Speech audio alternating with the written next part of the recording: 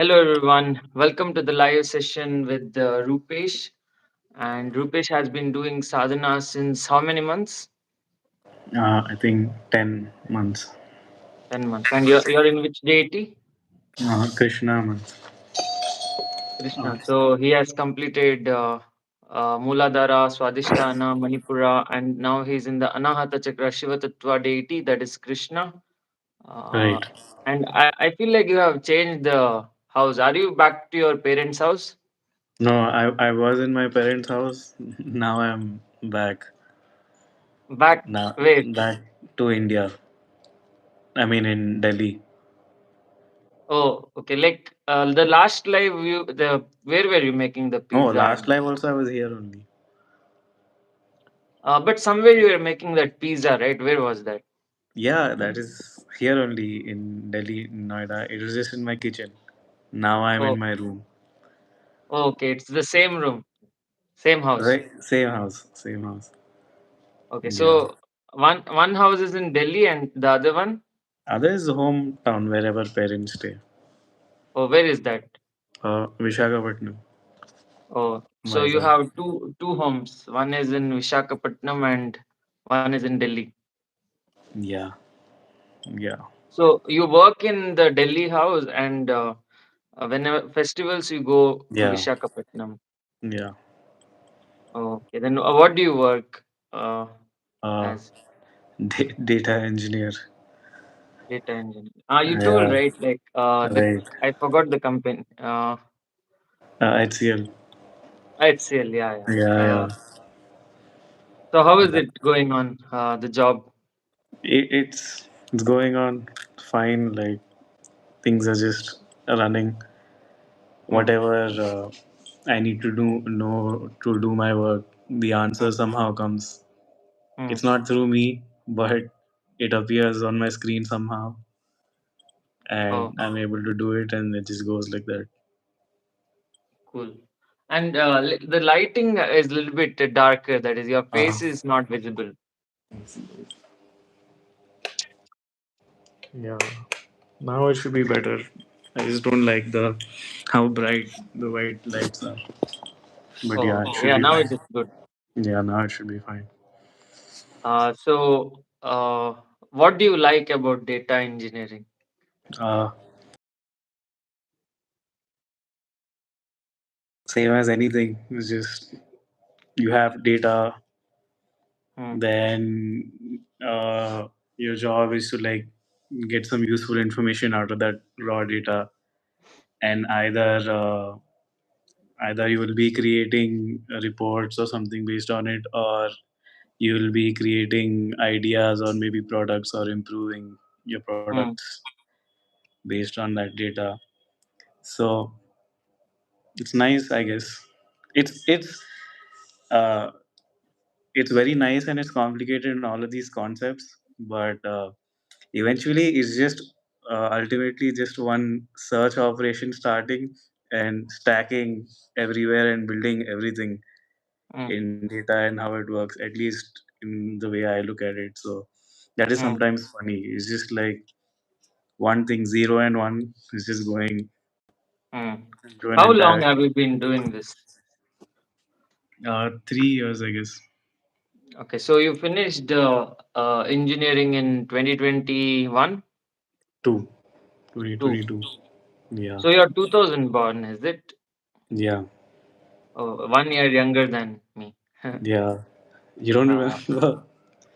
It's huh? like these same exact two lines we said like at least 5 times Oh, oh, every time. When are you born?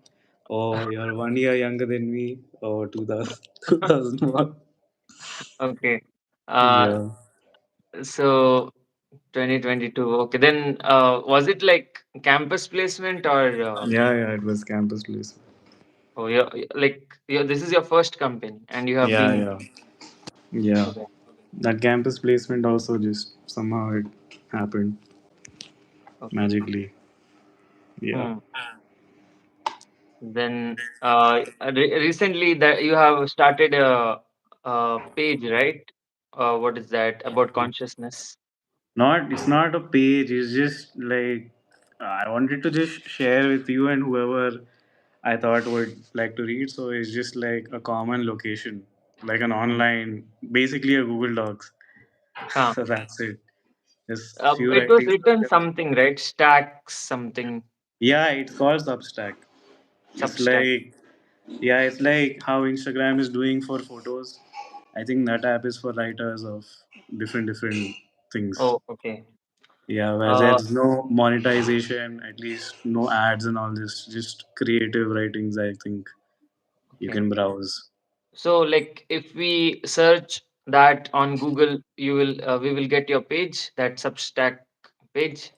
Uh, I don't know actually. Maybe it's just an account on Substack and it's Hmm. public. So just like Hmm. how a public Instagram account is there, might find it and access. Okay. So no need to log in that Substack, right? Directly we can Yeah. get your information. Yeah. When I sent you the link, like, did you have to log in? No, no login. Oh, yeah. Then it should be same, just like how it was. Okay, same, Right. right? Okay. So then Yeah. you can pin that link in the YouTube live comment section so that people can get access to your knowledge. Sure.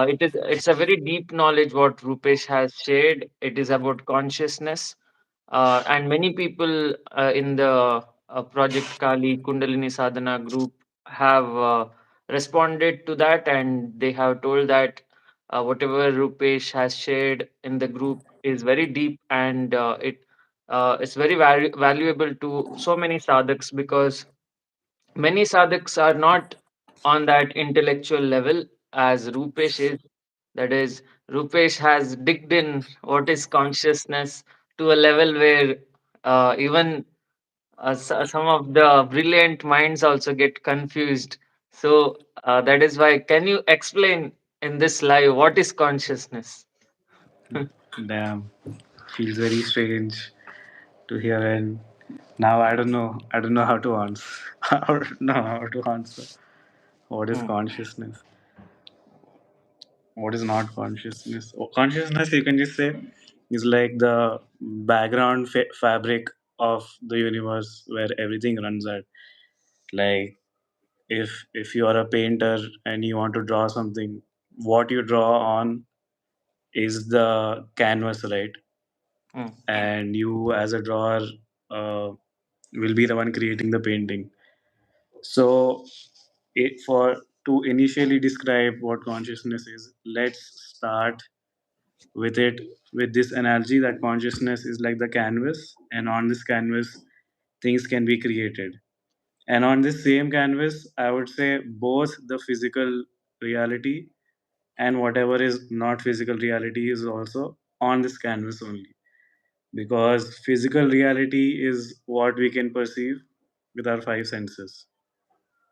That is what is uh, reality when you boil it down, because how else will you explain what is reality from anything other than really describing your own experience? So, like, I am Rupesh, I have lived this life for 20 whatever years, hmm, and in my memory I have all this, I have done all this, I have gone to school, I have, yeah, all of this I have done, and I remember, and I have experienced this entire life of mine through my five senses and my mind with the thoughts that is processing those five senses. hmm, So then there also exist things that are outside the five sensory frequencies. So out of the five, five are just mediums, right? Like seeing is just one medium. So you can see only certain between certain frequencies of light. Then sound waves also you can hear only between certain frequencies of sound. Similarly for smelling and breathing and all of this also, so many frequencies can be there which we don't know of. And this is just from the five senses alone. What about the possibility of uh, frequencies that are not, we don't have a sense to, like, receive those signals only? So hmm. those could also be there, no? So whatever, this also I'm considering as written on the canvas only. mm, So whenever we uh, so the other thing is just not only is the canvas consisting of both physical and the non-physical, we are talking about it from the physical side only. So we are already actually kind of inside the painting only before anybody has created anything or understood anything. uh, we are just like, like in a Where's Waldy, there's so many people, just one of those guys realizing that, yo, I'm in a Where's Waldy book. And that's all there is to it. There's this Where's Waldy book, and every character has their own story inside, but ultimately it's still a book. mm. And it's good. It's neat. I think I made like spaghetti out of the explanation, but yeah. Okay, so consciousness is like the canvas on which we paint, and the colors of the paint are like the frequencies. Yeah, the colors of the paint are the frequencies. Yeah, so And physical realm. Yeah. yeah. Oh, so in the analogy, the painter has painted on the canvas with colors. Some colors we see, some colors we can't see. Ultimately, canvas is the entire painting. So then, what about us right now if we are using this analogy as consciousness? In that analogy, where are we? We are the painting, or are we the painter? But first of all, even if we are the painting, how did the discussion come about that are we the painting or are we this analogy or are we that? If uh, if we were the painting only, then we would kind of be the ones creating the painter from our discussion and our thinking only. So there was only the canvas. Then from inside the canvas, you started operating with whatever this thing, and you formed an idea of a canvas. And in that analogy, somebody had to create that canvas. Mm, So creation, birth, when did it start? When did it end? Also, all you have only brought up and concocted from inside the painting itself. mm, So very the idea of painting the canvas and the painter all came from your discussion only. mm, So in your analogy, it's like you are where it starts and where you are where it ends only. Kind of. Does that make sense? Because by asking only, you first created a difference between you and the non-physical, and then you created another idea about the creator and you being the creation, and then the second you stop talking about it, it all ends. mm, So was there anything ever, or all was there was like a possibility mm, infinitely or not? It only starts the second you start thinking, kind of. If you stop thinking, like, what is there? mm. Yeah. So So yeah. you're saying that whatever questions we put out in the universe with humans or anyone, that is, who is the creator, how this universe got created, what is the purpose of existence. So whatever questions we have put uh, out in this plane of existence, it is already decided by the that is the painter.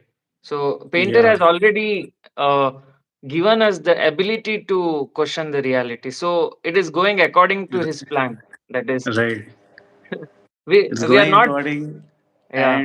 and you yourself were the painter only. So like you have designed it that till when it will run, and it does not make sense to say with words. But yeah. So whatever like we can think of, like whatever the most intellectual stuff out there, uh, it's already within the bounds of our abilities. Like we cannot go beyond our abilities. Like we are restricted. Yeah, we are restricted not by our own boundaries. We are restricted simply from the fact that the maximum extent to which we can think also is not even going to be a trace of the unthinkable. Because everything you can think and feel and all, everything is based on the five sensory frequencies only, right? Mm, And we have already determined that there are frequencies that are not inside the five sensory, and it's not like some spiritual concept or something. It's like radio waves, microwaves, and all this exist, right? We can't see it, we can't feel it, but we know what they do to the surrounding around us. Like mm, you put like popcorn inside microwave, you may not be able to see it or smell it or hear it, but the waves are doing their thing. And when you open it, the popcorn is popped. So something happened there mm, that we true. couldn't see or sense. So that exists. So Mm, already we are in a limited position that anything we can possibly think of is going to be infinitely less than what is already there, which we can't really know because we don't mm, have the instrument to know. mm, true. Yeah, we are restricted. Yeah, that is only when we think of ourselves as we. So the second we start thinking that I itself, right? The limitation ends right there. You are everything that can ever be, Mm, because only when you speak in terms of I, you are so limited, kind mm, of. Because the second you say I, then you have to describe what with that I. I am good. So then you are one thing. Then what about all the things that are not good? Are you not that? Again, you are limited there. mm, Now you can say I am this, I am that, and then you will be that one thing, and then mm, everything around that you are leaving out of the uh, mm, question. So like if true. you don't say Mm, anything mm, and don't think anything also, you are already everything that can be, mm. that Like kind. here in the comment section, Kishore Kumar has told that the drop is trying to explain the scene. Yeah, yeah, That yeah, very good way to put. yeah. The drop is trying to explain the sea. Exactly. Yeah. The drop is separating itself from the ocean, and then it is talking about the greatness of the ocean while being a Yeah. drop. Okay, and Ayushi is asking something. What about? Can you read the question? What about outside the canvas, and what about the black and white color? If you are talking about canvas analogies where colors are frequencies, I, I would say there is no outside the canvas only, first of all. So see, like we can't even understand it without limiting it right then and there. There is no way for us to speak of something that is like borderless. Like canvas means four borders, right? Mm, So what would I say, like uh, infinite? But then the second, even if I use the word infinite, right, that's only going to be subjective to like how big each person perceives infinite as. mm, Ideally infinite would be no end, right? How can we mm, imagine that? So if a painting has no end, where does the end and where does the beginning begin? mm, And about the colors part, I would still say we know that black exists and we know that white exists, right? So five sensory frequencies only. What about the colors that's not mm, black or not white? mm, We can't even like imagine it. Like what can it be if it's not black and if it's mm, not white? Isn't black and white everything that exists in the color shade? So it's like hard to even think about. true. And what do you think about temples? Like when we enter a temple, like you told, microwave, popcorn, and radio waves, TV, Right, television, and so many internet waves, and all those waves which are not visible, including the ones which are in the temple. right, Uh, and so many spiritual places, caves. So these are not visible to our five senses, but still, we feel the divinity. Like whenever we enter some holy place, we feel the divinity rising. Sense, like for example, Krishna, we feel the love of Krishna. When we enter Kali temple, we feel the fierceness. When we enter Shiva's temple, we feel the vairagya, detachment. So, all these, how can you explain all these energies or frequencies? Like, uh, what are they? Uh, are you asking in terms of the analogy or just in general what I Uh, think?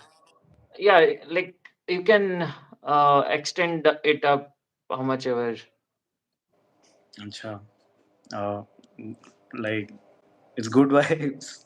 It feels nice when you enter a temple. It feels very Uh, calming. It feels like something is there. It's like mm, you know when you're in a group of people and even if there is like no light and you can't see anybody, you get that feeling that you know somebody is watching you even if you can't really physically see. mm, So if feeling is the instrument that I'm going to use, then feeling is something beyond just what the five senses are coming. No, whatever the five senses are coming, they are processing information in the mind, mm, and with that I'm able to perceive the five sensory frequencies. But mm, now what is this feeling in these kind of examples? When we go to certain places, we feel something that is not maybe typically understood as the picking up of the five senses. mm, Maybe definitely they do, but maybe there is also something more than the five senses which we are feeling inside us without the five senses. Does that make sense? That means we have more than the five senses, kind of. mm, Maybe. Yeah, because only with the sense that is more than the five existing senses, we are able to tell that you know somebody is watching me, or some presence is there, this or mm, that. Or mm, maybe it's like you know some Sherlock level atoms in the air calculating the displacement and determining that some presence is there. Maybe mm, that's possible, but yeah. So that inside thing is there that can feel some kind of energy. mm, In temples, that kind of energy is very warm and very comforting, mostly, or very energizing, very protective also, depending on what kind of temple you have gone into. okay. So, in terms of the analogy, I would say it is where if there was a border between the border and the borderless on the canvas, between the five sensory frequencies, and here no or like infinite, where the border ends is where all these differences lie. Mm, So, I would say like the causal realm, the realm of where potential energy is most or with least kinetic. Otherwise, if it's infinite potential, then it's just the other side completely. So mm, their causal realm starts at the edge, then astral realm will be middle, and the entire five sensory frequencies where you can see colors is the physical. mm, So feeling is that something you're feeling in between that part of consciousness where there is astral planes is what we would normally describe as. mm, And in the analogy, what did we say? Astral plane was just like the bridge between the infinite and the finite. Finite being the five sensory frequencies, infinite being everything that is that and more. mm, So the whole analogy also came up, we came up with while being inside the five sensory frequencies only, while being inside the physical realm only. mm, So we came up with this idea. That means we came up with the entire concept also. So what about the things? Did it exist when we didn't come up with anything, or is it when we came up with the idea first that then this thing came? Yeah, I really lost my train of thought. I don't mm. know where I went with this, but yeah. Even if we didn't come up with the that idea of canvas, or the feeling, the that extra, something which is beyond five senses. Even if we didn't come up with all those things, but we can feel the difference, like when we enter a temple versus when we enter a restaurant, or when we enter a shopping mall. We can see the energy, we can feel the energy difference. Right. uh, but some people, like for example, let's say two people are going to shopping mall, and let's say a person A feels something beyond five senses, but person B doesn't feel anything.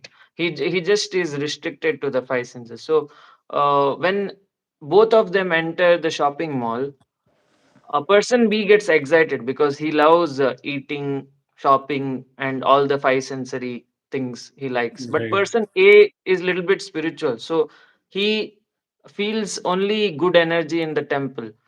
Um, and when they enter temple, a person A gets more calmer because he feels so many vibration from the deity, whereas person B doesn't feel anything. He feels bored because Right. he is restricted from feeling those energies. So what do you think about the difference between person A and person B? Why it happens? Like why are some people restricted from feeling the good vibes of the temple, but some people can feel the grace of the deities?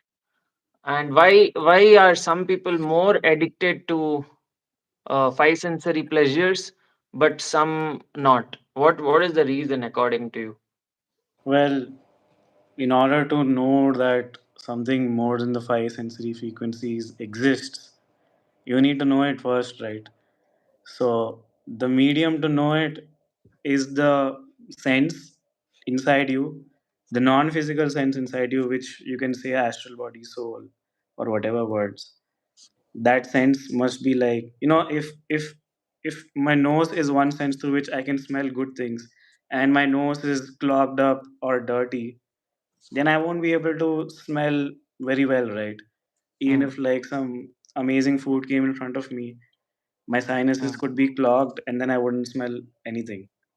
mm, So if my sense is clean, then I will be able to pick it up more. mm, So you picking up on this analogy, if we mm, need to maintain our senses in order to perceive the things they can sense, right? mm, So if the soul is the sense that can perceive these divine vibrations or non divine vibrations that are lying outside the five sensory frequency realm, then we need to take care of that instrument. Or like if it's sitting in the closet for years collecting dust, then we need to go find that closet first of all. So whoever mm, has that thing open and their sense is good, they can feel it much more easier. mm, And whoever doesn't is just unaware that he has a closet that he can open and a sense that he can polish. That's it. And the knowing is also a big important deal. Like anybody can tell him that, bro, there's like this thing, that thing, and all that. It's like you're sitting on a gold mine in your house. Go look. It's like, this guy's just saying whatever. So what can motivate a person to really go and polish that sense and start picking up on frequencies that you don't really know about? That I don't know. For mm, me, it happened. For me, I only started paying attention to it. mm.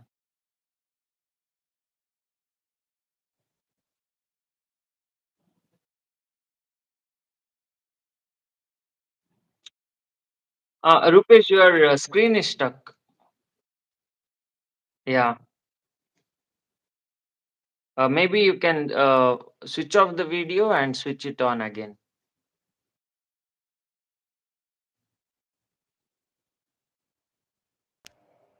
Now, Yeah, now it's visible. And yeah. uh, yeah, regarding the polishing of the other senses. So let's say Krishna is someone who has uh, polished all the senses. That is, he can sense almost everything. That is from the physical till the causal, everything, all the frequency set, whatever the canvas can produce, he has the ability to sense. Right. So, how does one achieve that ability to feel everything? It's very simple. You stop the thing that's limiting you from feeling everything. And thing Mm, that's limiting you is existence. I. So mm, see, if the canvas is there, let's say there's a box of canvas, only the second you put a point on it, a point is existing now there. And that point is I. And then you have to look around on that canvas. So you'll have a limited view. You remove that pin, there is no I there. You are the canvas. You are not mm, watching the canvas. You are the canvas. You are feeling the canvas. mm, And that is your nature itself. You know you are that, but it's like if here is the pin, when we see like a beautiful scenery, a beautiful sunset, we say wow, it is so beautiful. But like what is really beautiful about it? There's nothing symmetric about it. If we try to make it logical, it's just light, bro. It's just light. Why you like feeling amazing looking at the light? So like I would say that's because you know that the light is you and that you are shining on you, and temporarily the idea that you are just the body is dissolving. You are remembering that mm, maybe you are not just this guy. You are what you are looking at as well. You are this valley. You are this sunset as well. You mm, are feeling being the sunlight and being the scenery. If there's a watcher sees the valley and says that it is beautiful. But when the watcher dissolves, you kind of become the valley. You feel the valley. It is like feeling without a person saying that I am feeling it. mm, It's like indescribable. It's like doesn't make sense in grammar also. The mountain is feeling. I am feeling the mountain. Maybe I am feeling mountainous or hilly or whatever. That says I am feeling it. The mountain is feeling means the mountain is feeling. There is nobody attaching to it. mm, So mm, the second you stop, the entire canvas itself is you. mm. True. So, when we remove the ego, we become the entire canvas. Yeah. Yeah. Because And ego is Sharanu, the way you are entering the canvas by mm, separating yourself from it in the first place. mm. Yeah, by restricting ourselves that I am Aditya, I am restricting my capabilities also. Right. Right. Yeah.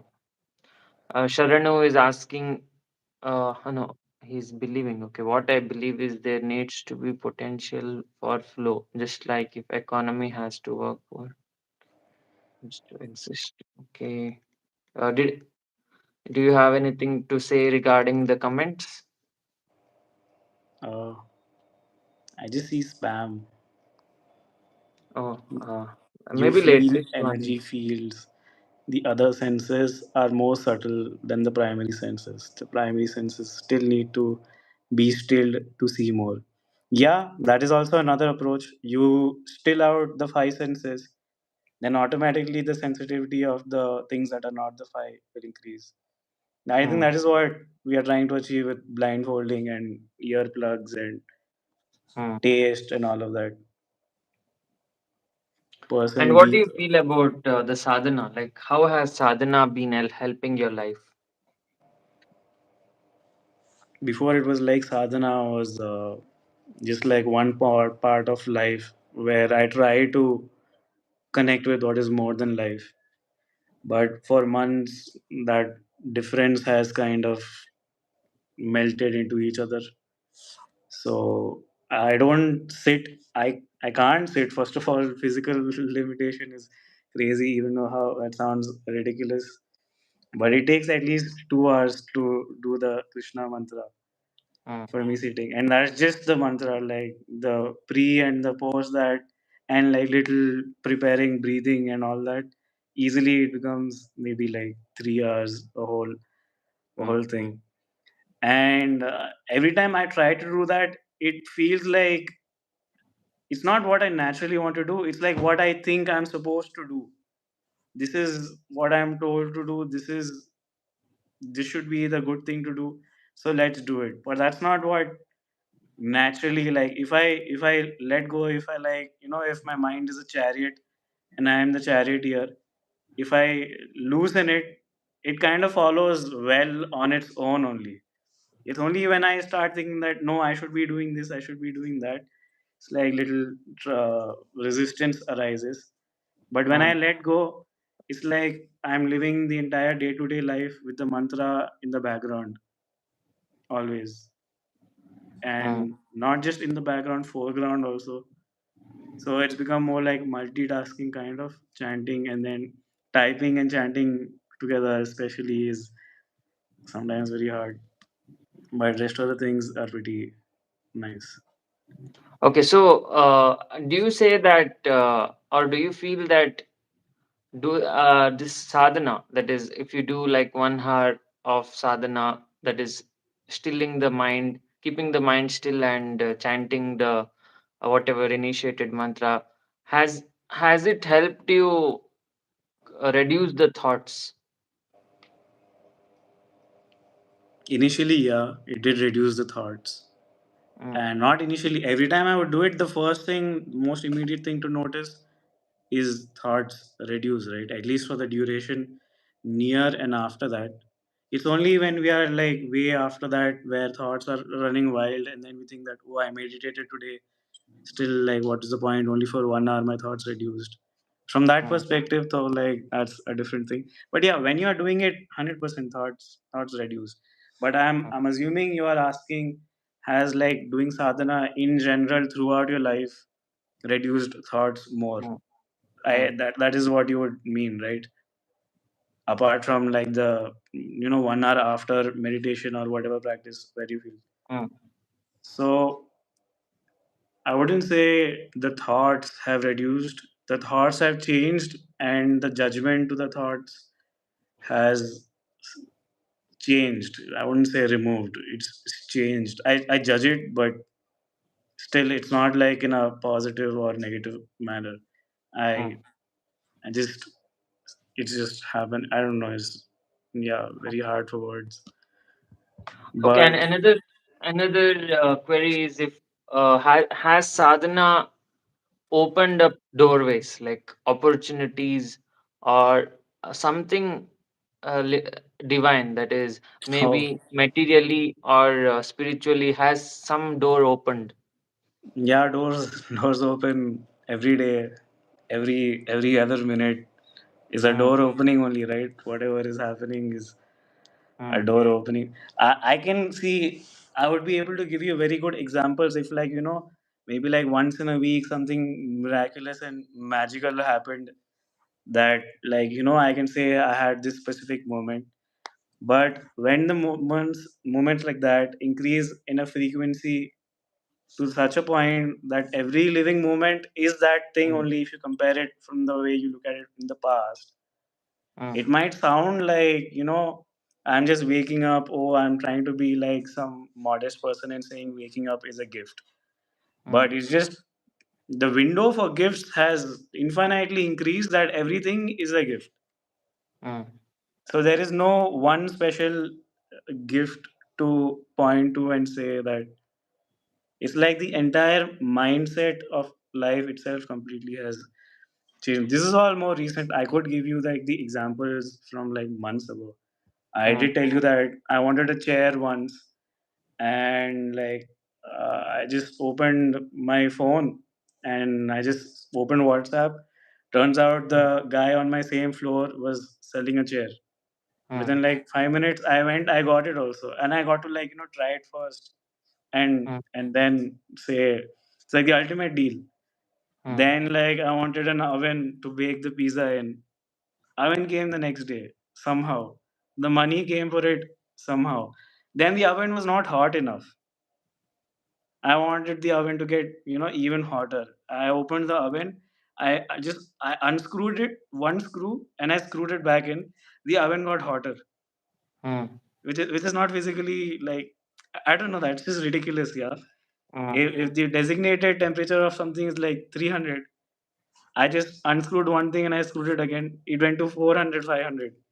mm, So I guess these kind of examples mm, are better to sound. mm, Yeah, but that thing happens every day, mm. every time. Oh, what about anger? Like, has sadhana helped you reduce anger, or has it helped you uh, manifest the anger? For example, now, if you're angry on some event or some incident, suddenly things will go according to like how you want. Uh, Oh, uh, yeah, like does uh, yeah, like once or twice. I remember one of your videos you shared that you kind of misused your power by not mm, misused, like unknowingly you might have affected somebody in a negative way just because you were thinking it right. It's just mm, immediately after I saw that video, next day that happened to me also. And then mm, I also say like, no, no, don't. Whoever, whatever the power is, I am just thinking. Let it be thinking. That's it. I don't want it to cross any, you know, mm, physical boundaries into the manifestation world. It's just a mm, thought. Let it remain a thought and be mm. there. So yeah, I think that is what you're asking, right? Yeah. Yeah, yeah. That has that has happened. Mm, So on the mm, opposite side also, if I think really good for somebody, mm, it'll happen. mm. That's where you can do the healing and all of that. True. But it's more people stealing energy than it's not even people stealing energy. It just drains naturally from just being around people. It's not like they're trying to steal anything. Or at Mm, least for me, I'm just introverted. So it's mm. draining to be around people. But yeah. Yeah. True. Like the thing is, introverted people focus on the potential energy. That is, they store Right. energy, and Yeah. whenever they meet someone or something, they uh, yeah, it automatically drains their energy. But for extroverted people, it's the opposite. That is, they Right. feel energized by talking to people. Yeah. Yeah. Yeah, it's just the same thing. Like whoever's more perceptive to the five sensory frequencies is enjoying there, and whoever wants to enjoy the higher frequencies is enjoying there. But like, ultimately wherever you are enjoying, you are on the canvas and you are the canvas. Mm, So on the path to trying to find the higher frequencies, it can feel like, I'm doing the right thing or I'm doing the best thing of the world. I'm doing what is meant to be done, but mm, all that is meant to be done, all that is done, all the stupid things that can ever be done, all mm, belong on the same canvas mm. only. So True. yeah, So many people ask, like, why existence? Like, why is it still continuing? Why Maya is still continuing? Why we are waking up every day? Why we are seeing the creation? So, what is the answer for it? all of this comes when you like, oh, it is this much Kali has passed, this much this thing has passed. I am seeing this, I am seeing that. It sounds very ridiculous when I just boil it down to you are separating yourself from it, you are thinking about it, you are experiencing it. That is why it's happening to you. It's not just saying that trying to like give a snappy answer or something that bro, why is the sky blue, stop asking that. It's like that kind of an answer. You are asking why the sky is blue, that is why you have separated yourself from the sky, and now you are asking why is the sky blue. But Mm, if you stopped asking, was the sky blue, did blue ever exist? So it literally starts the moment you wake up and all the thoughts start coming in the mind and all your feelings start coming. Every day when you wake up from that deep sleep where everything stops, where mm, your brain stops and you are in like, full deep sleep mode, it mm, ends there. So every day you are creating the universe and every day you are kind of destroying the universe mm, when your five sensory frequencies end, because the mm, entire universe that you speak of, you are understanding it through the five sensory frequencies only. mm, Inside the five sensory frequencies, you realize that there is stuff I can see. Then you mm, realize that there's microwaves and divine powers and stuff that I can't see. And from what you can see and from what you can't see, you have determined that there is stuff to see and there is stuff that can't be seen. So the untouchable is kind of created by you from the touchable. The finite kind of created the infinite. mm, The drop created the ocean, as mm, stupid as it sounds. And you know mm, why the drop created the ocean? It's not mm, stupid when you look at it from the perspective that the drop has separated itself from the ocean. That is why it now sees an ocean. Hence, mm, it created the ocean. How can something so vast like an ocean be created by a drop? It is only from ignorance when the drop separates from it and thinks that I see it. mm, And when it sees itself as separate from the ocean, it creates it, and then it creates that differentiation. Same way, mm, like when you look at any deity and God, and you say that is that, you separate yourself from it right there. It is finished. You are always going to be different from that. mm, But is that the only way to look at God? If there is that the only way to look at deities? You enter temples and you don't know the murti's name sometimes. Still, you feel a connection, right? So there, mm, you created a connection without any information, as mm, in you, without thinking anything, because there was nothing in the system to think. If it was mm, Shiva, like, oh, that's a Shivling, then you would separate yourself from it. mm, If it was like Ma Parvati, then you're like, I see Ma Parvati. But if you see enter like some foreign temple and some foreign idol you see through which you are perceiving divine things, feelings inside. mm, Your five sensory frequencies don't have any information to like pick up and label it as something, but your inner sense is feeling that vibration. So there you mm, have a closer connection to that. mm. Again, I forgot where I started from, but yeah. Uh, yeah, like why it exists. Yeah, That why was it the question. exists. Right, right. So in that moment where you don't know this idol you are seeing, you are feeling the divine feeling in the presence in that area, right? All you Mm, are doing is you are feeling it. You're not mm, saying, oh, this feeling is amazing, this God is giving me this blessing. I'll pray to him. I know this will happen if I ask him this, that will happen. You don't even know that it's a God. It's just a place you entered. It could be just a rock next to you, mm, and you're feeling that amazing feeling. You're mm, not sitting here and saying this rock is making me feel that. You're mm, just there and you're feeling it. mm, No thought, no separation, no creation, no differentiation. mm. So like Okay, so what do you feel the difference between a human and a deity? the human creates the deity. The human creates that there is something that is infinite times better than what it is, Mm, and then it creates the deity and then it prays to it. So the human itself has positioned it as itself as something lower than what could be. That is only the idea of God, right? The God means that there's something greater than me. So then if I question that, I'm being arrogant. Again, I am labeling myself as arrogant and this and that. And I'm creating this ideas of God and non-God and lesser gods. All of mm, that is starting because of how I think only, right? mm, So the second you stop thinking, mm, God also as a concept stops mm. as a Uh, deity.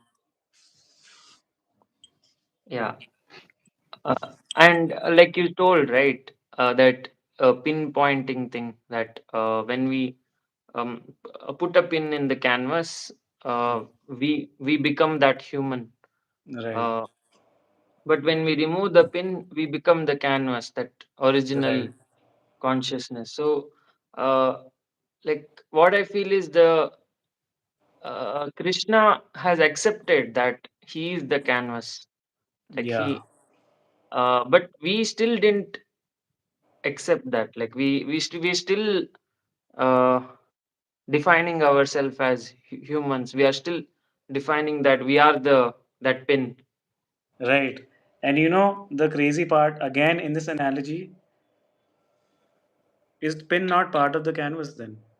If the pin doesn't exist, then you are the entire canvas. Mm, If when the pin comes, you are separating yourself from the canvas and you are saying mm, this thing that. So, what is the mm, pin in this now? Does it come as a set with the canvas, or is it like where is the pin coming from? Where is the separation coming from? I would it's a say, false ego, right? yeah, it's a false ego. Again, it's a false separation itself. If Mm, you say that it comes from the canvas only, it is mm, part of the painting. It is the design of the painting. To think it is not the painting. mm, That is how, like, maybe it's a dynamic game. It changes. It's mm, not like snakes. It's like snakes and ladders, but the snakes and ladders are moving and mm, changing positions all the time. mm, And that is the game. true. There is no Mm, asking, bro, why is this game so hard? How do I leave this game? Asking mm, all of that is part of the game. The game mm, is running regardless of any players. mm, true. And if you observe like Krishna's life, like how he lifted the Govardhan, and also if you observe Hanuman's life, like how he lifted that Sanjeevani Parvat, uh, and like those examples of the deities' stories and all will make us feel that there is so much to removing the pin. That is, once we remove the pin from the canvas, like so many powers get unlocked. Like the universe, that is, when we become the universe, we have so much control over it. That is, Krishna, just by his will of lifting the Govardhan, he can. Even Hanuman could lift the entire mountain for Ram, Lakshman's healing. So that means that if we believe that we are divine, we can do it. What Yeah. do you think? You know what I'd say, like, Krishna and deities and, like, whoever is employing any siddhis, it is not like the pin lifted up completely. It is pin lifted half up. So now we are saying that there's one person as Krishna, and we are Mm, separating that from something called Ram, and we are separating that from something called Hanuman, where these one icons are expressing, like, crazy boundary resolutions. So it's like, when the pin is fully down, all you can see is the five senses. When the pin is little up, that is when the ego diminishes a little, powers are unlocked. So, like, at the faintest of the faintest, where the pin is just about to, like, move, that is probably where Krishna and all the elite, or whoever's the topmost deity in whatever name you want to call it, mm, that will be like the sense of self that is still separating. Like, mm, Krishna is separating himself from the world by coming and, telling the world, hey, I'm Krishna, but he's telling you, I'm the world also. I'm mm, both you, but I'm coming in front of you.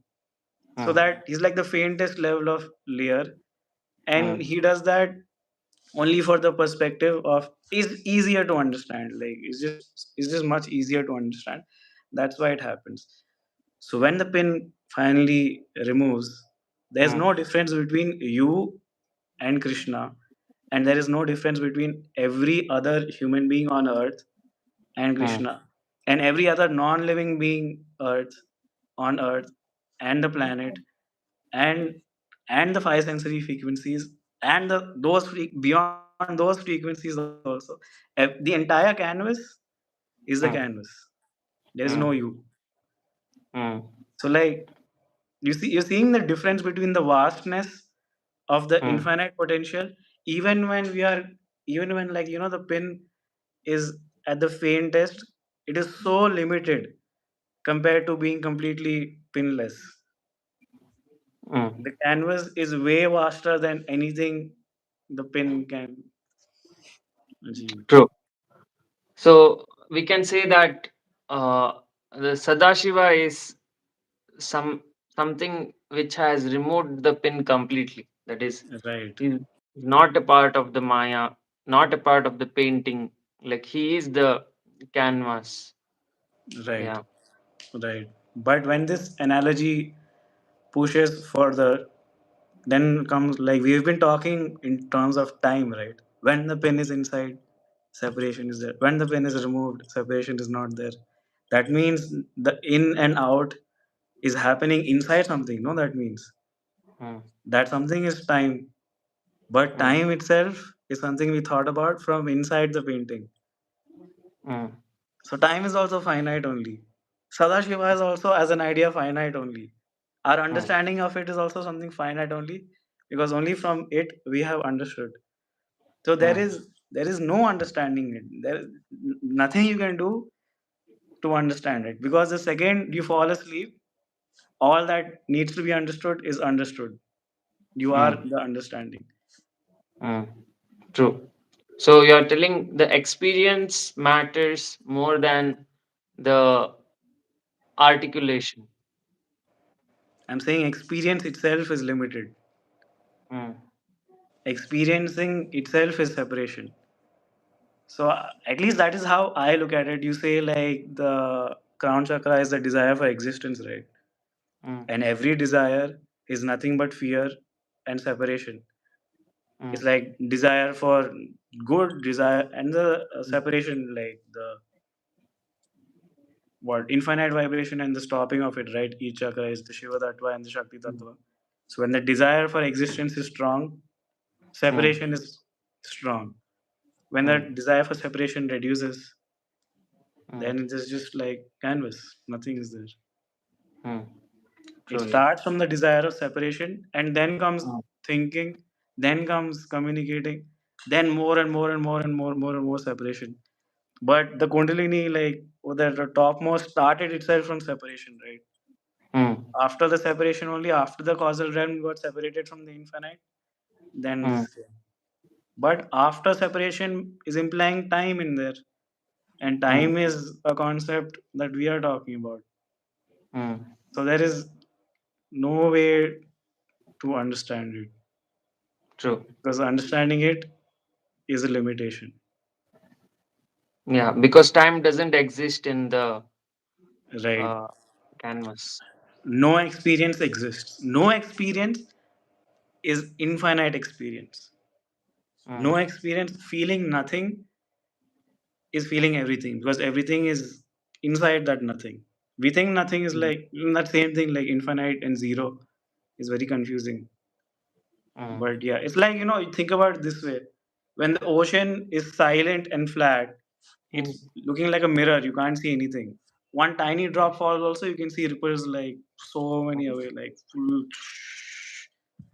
But when that was not happening, nothing was there to be seen. mm. But it had potential, like crazy potential to like become a Ripple. tsunami. Yeah, Yeah. true. So if you want to So, feel like the most happy, you'd have to be feeling the most sad. You mm, can't get that. But if you're silent, you're having both happiness and sadness at the same time. It sounds very like somebody cheated you out of like your mom promised you she'll buy some like crazy toy if you score well, and then the toy is like you get good grades, your future is secure. That mm, kind of a that kind of a price thing. Because yeah. normally we would expect like if I'm in Sadashiva, I'd be feeling this, I'd be feeling that. Bye bye suffering, bye bye this stupid Mhm, physical world. I'm going to enjoy this and that. But mm, enjoying itself is a lie. So mm, means right there. truly. And what would you like to say to the audience before we end the live? Mm, enjoying is a lie. What? My bad. Jai Mahakal. Mm. Yeah. So yeah, thanks Rupesh for joining this live and will so you told you have a meeting right in few hours. Yeah. Yeah. Okay, so all the best for your meeting and thanks for Thanks. joining everyone. Uh, Thank and you. we'll meet in the next whiteboard series or temple visits or YouTube live with one of the student of Kundalini Sadhana groups. Thanks, and check out his stack. What is Oh, that? Substack. Substack page, and he has Yeah. explained all about consciousness and the uh, features of it, I guess. So, yeah, all the best for the sadhana, everyone. Thanks for watching, and we'll meet in the next video. Jai Thank Mahakal. you. Jai Mahakal.